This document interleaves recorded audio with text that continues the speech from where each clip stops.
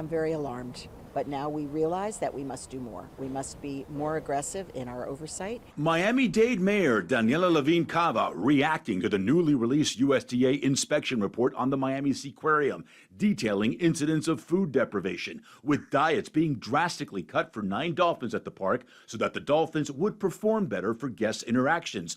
Unacceptable, says the mayor. Clearly, as the landlord of this property, we don't want to have anything where animals are suffering. Miami-Dade County is the leaseholder of the Miami Seaquarium that since March has been operated by new owners, the Dolphin Company. The violations listed occurred between March and June of this year when the Dolphin Company had already taken over, and also details multiple incidents of aggression by the Dolphins on trainers and members of the public, with Dolphins mouthing guests, hitting them with their fluke, and ramming trainers in deep water, like this incident caught on video by a tourist who saw this dolphin go rogue during a show and attack a trainer.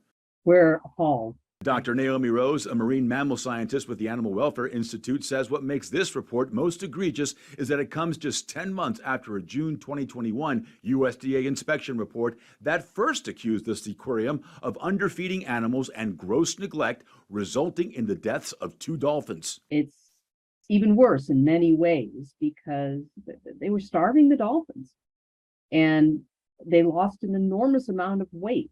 And that's simply not acceptable. The Seaquarium responding to the report, saying the reason trainers cut some of the diets by up to 60% is because training curators thought the dolphins were overweight.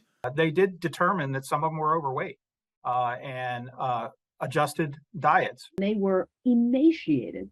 I was horrified at what Rose also pushing back on claims that Miami Seaquarium vets had no idea the diets were being cut and never approved it. Rose says that's not only hard to swallow, that's against the law. And there is no way that the training staff, that the curating staff, that the caretaking staff, regardless of how grossly obese the dolphins might have been, which I would argue they were not, would put them on a diet without consulting with the veterinarians. And that's illegal under the law.